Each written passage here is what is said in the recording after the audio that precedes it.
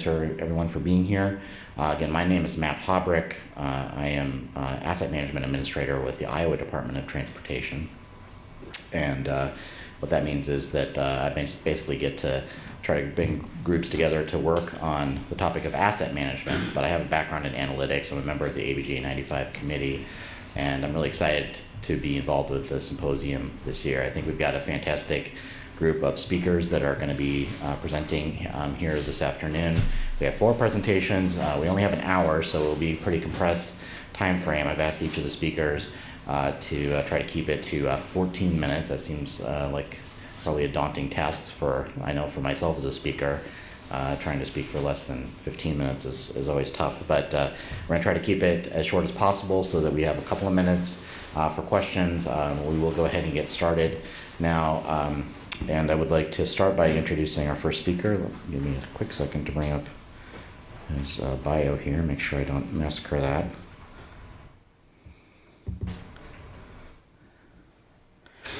So, and the speakers will follow the order that's shown in the agenda. The first speaker is Dan Mihalov. Am I saying that correctly, Dan? Okay. He's a service and schedule design analyst at Metra, the commuter rail network in the Chicago metro area. In this position, Daniel and his colleagues work in the scheduling department, are responsible for assessing current operations across the network's 11 lines and modernizing each line's service schedules and patterns. Prior to working at Metra, Daniel worked at a GIS consultancy that created web applications for municipal and private clients in the Chicagoland area. Has a master's of urban planning and a transportation concentration from the University of Michigan and a bachelor's degree from the College of William and Mary. Today, Daniel will discuss how he and his colleagues developed a set of dashboards to monitor rail operations that augment existing monitoring, but also strategically encourage longer range trend analysis.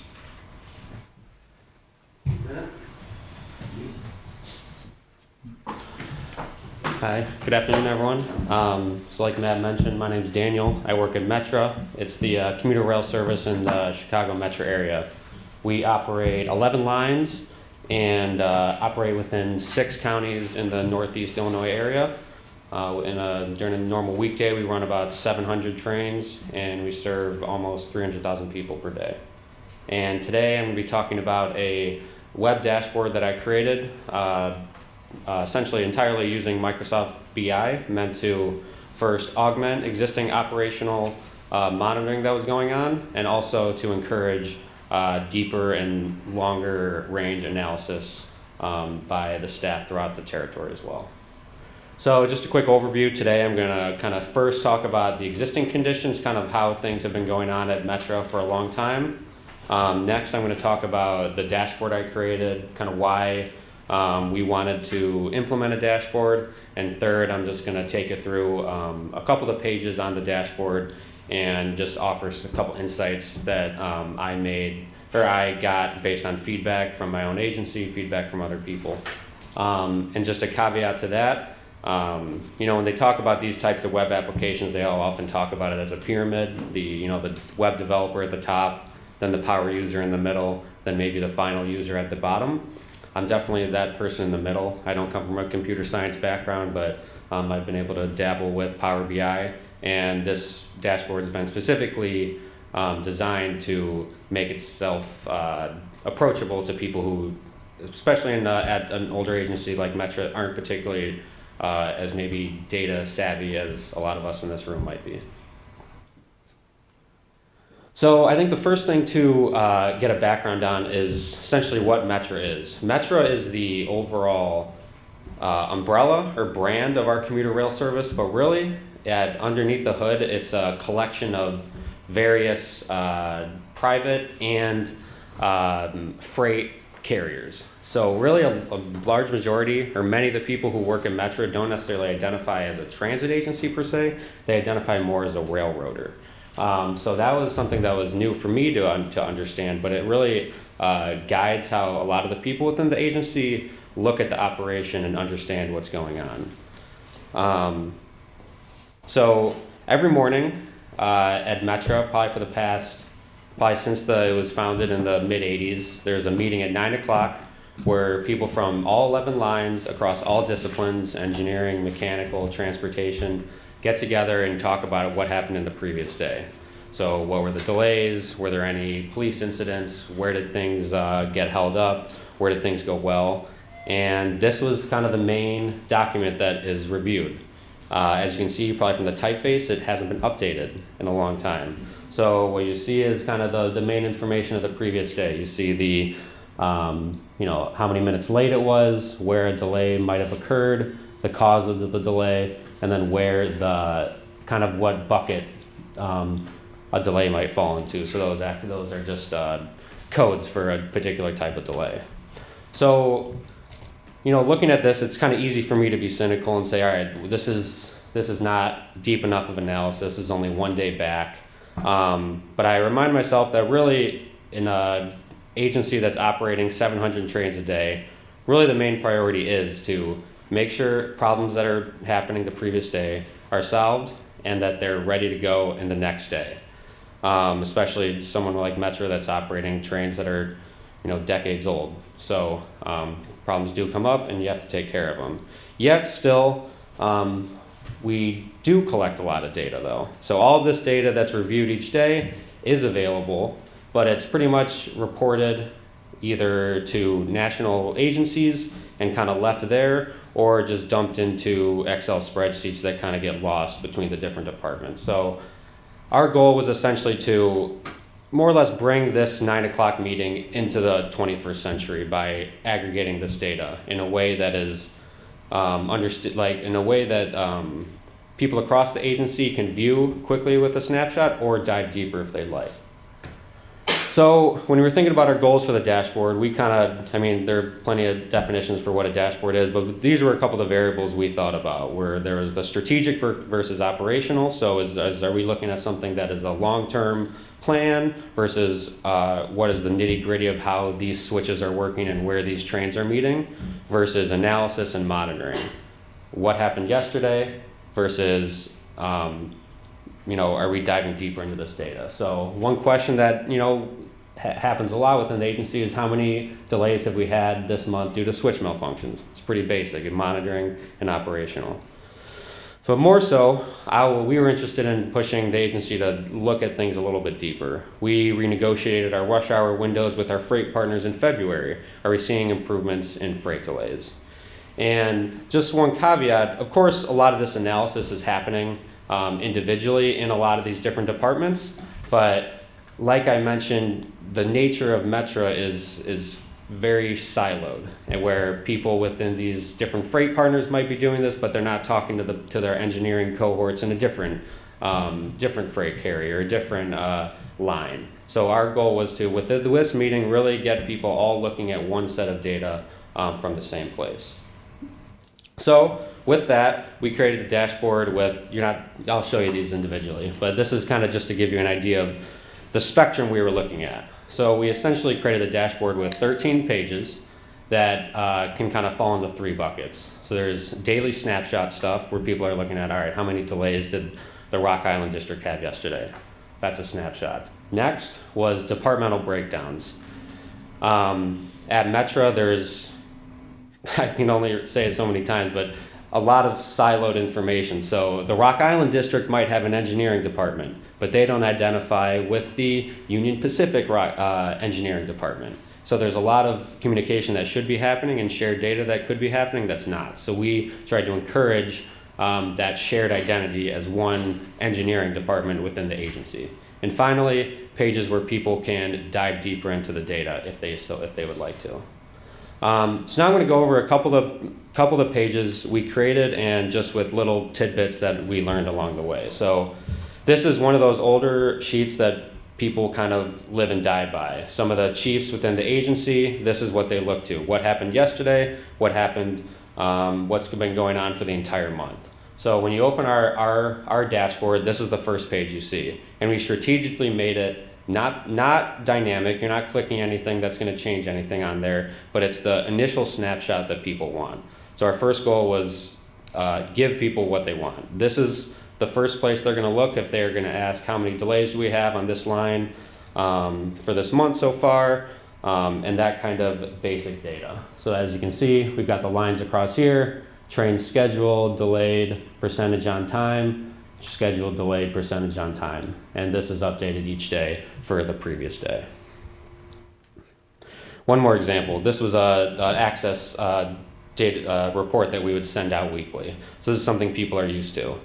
Again, the next page we did was modernizing this to a way that people can interact with it across the line.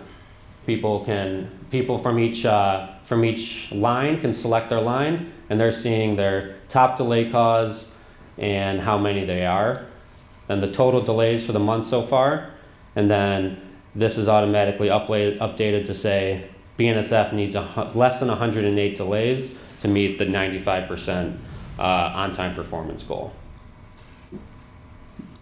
Next, we encourage people to explore data. So this page shows a year-to-date information about each line. So again, our users can select the line that they're interested in and see initial snapshot information, month-to-date delays, month-to-date on-time performance, year-to-date of the same information.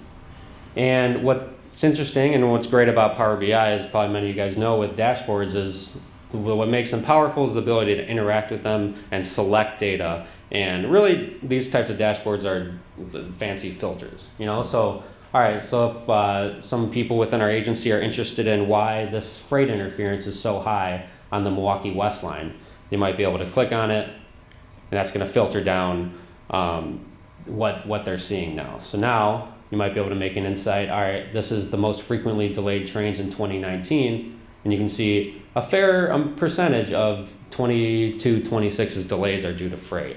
So this is the type of analysis we want people within the agency to be able to make with these types of dashboards. So this is the same page, and just taking one step back, when we unveiled this in the beginning of September, and we did a series of things to try and encourage usership. So we had 2 workshops where people could come in and sit and interact with it, give us feedback, test it, and just become more familiar with it. Another thing, think about the top left corner. There have been studies with dashboards that have pretty much tracked eye movement, and a large majority of people stay just within that top left corner. It's simple stuff, but get your most important information done. Done in there, and then gradually move across detail as you go down, which is kind of what I tried to do on this page, with starting with these bigger metrics here, and then diving deep down into each individual month and which delay categories are happening there.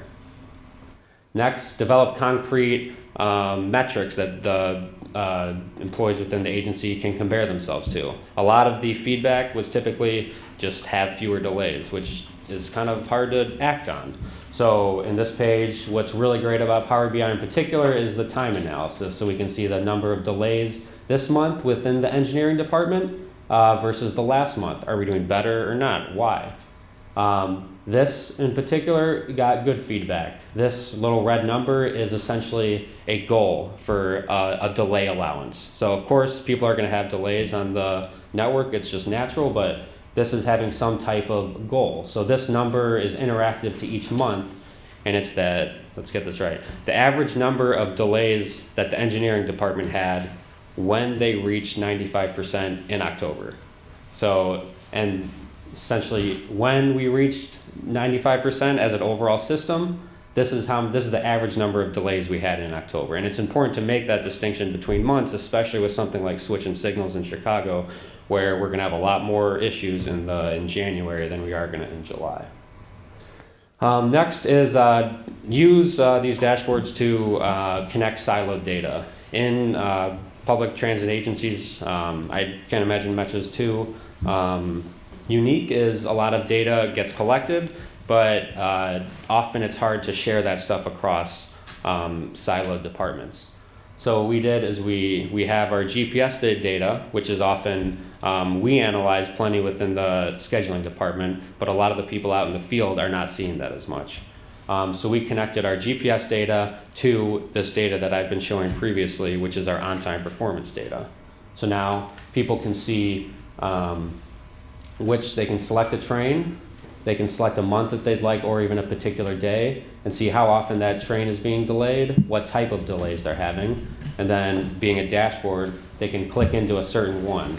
And now they're able to see, all right, when I have this type of delay, this is my on-time performance, and even more so, this is pretty much like a simplified version of a string line chart, which is when in transit agencies when you see, location versus time. So they can see where those delays might be happening and when those types of jumps might be happening. And finally, just leave breadcrumbs along the way. The people who are, I'm sitting behind my computer analyzing data all day, but most people within the agency aren't necessarily doing that. This is meant to be a quick resource with quick snapshots. So little simple things like a tutorial guide or an informational button can be really helpful. And that's it. Thank you. Okay. Thank you very much. Yep. We don't have a lot of time for questions in between the sessions. We can do one quick one if you'd like while we're transitioning here. The next speaker is going to be using her own laptop. Are there any quick questions for Dan before we transition? Yeah, please. Any sort of mode shift study you perform? Let's say number of people who change their travel pattern from the highway to transit, that kind of study you perform in your dashboard, or you don't consider that? Let's say in normal case I'm traveling on the highway. Yeah. Let's say you try to study that how many people set the pattern from the highway to transit. So we haven't studied that, but that's definitely something that we'd be very interested in doing. And some of the presentations earlier today kind of got me thinking about that kind of thing. But Well, we'll need to move on to the next speaker now. Thank you very much.